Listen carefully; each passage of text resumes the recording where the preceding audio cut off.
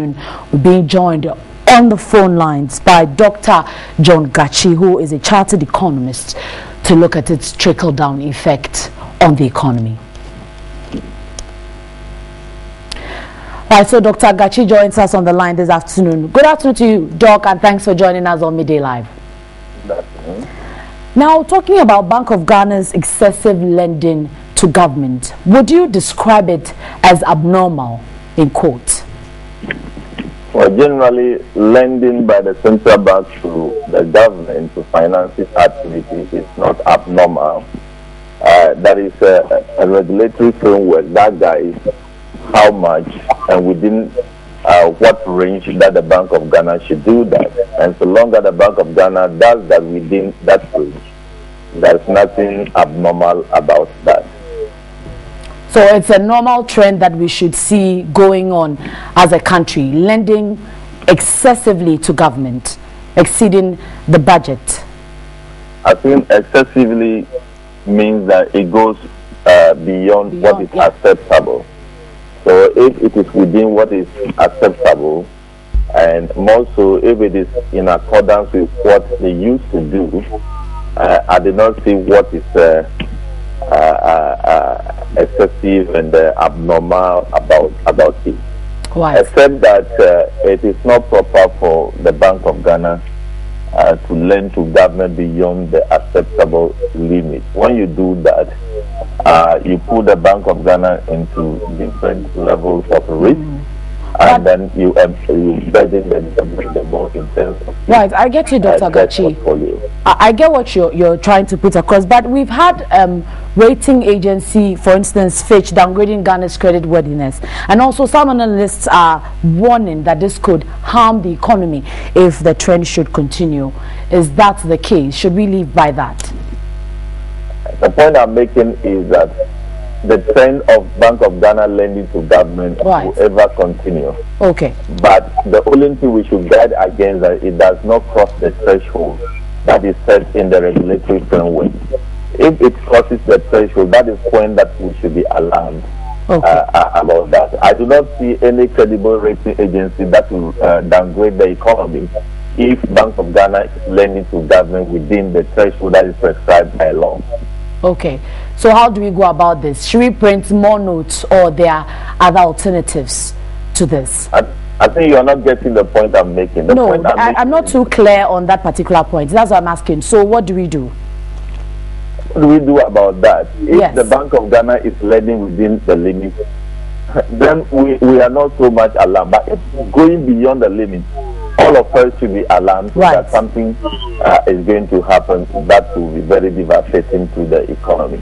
Of course, we also need to look at it from the point of view that the moment Bank of Ghana is lending to the central government, it means that there is something wrong in revenue mobilization. There is something wrong in terms of deficit financing that we need to focus our attention on. So are we, at the same time that the Bank of Ghana is lending more to the government of Ghana, is the government putting in place measures to increase its revenue? When we are talking about revenue, I'm talking about tax revenue, revenue from exports, revenue from SOEs, etc. Within the country. So we need to balance that against what is happening in terms of lending of Bank of Ghana to the central bank. Okay, thank you so much, Dr. John Gachi, for that clarity there on the Bank of Ghana's excessive lending to government, whether or not it should be questioned. We're looking at more stories, and following TV3's report on lack of working implements for a 45-year-old farmer in the North Gonja district of the Northern region. He has received support from the district agric office. Adams Yaya is the only farmer selected for the new cassava variety plantation project in that district. We made a second visit to Adams Yahaya at his farmhouse 2 weeks ago after the report. Adams owns over 160 acres of variety of farm produce. He was already working on his farm at about 5:30 a.m. We joined him, tilled the land. Adams spends all his time on his farm. Over 160 acres of variety of farm produce. He was already working on his farm at about 5:30 a.m.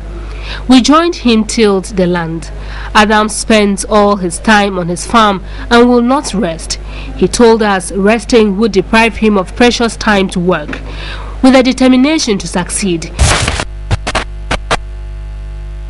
he has increased his acreage from 160 to 168 in just 1 month with simple hoes and machete.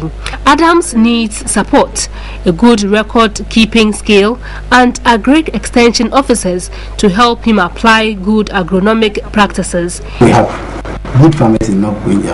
He's a good farmer. He doesn't have somebody writing them down.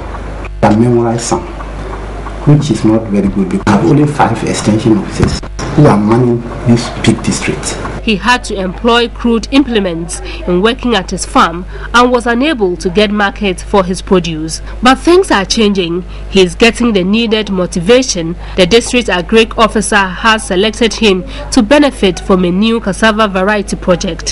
He now has market for his 15-acre cassava farm. He commended TV3. Well, Iba Tiwoka there with that report. I didn't know that connection with the farmer. But later at 4:30, we have more on the commodity market as well as the forex markets. That will do for this afternoon. I'm Naneka Asari. Have a good afternoon.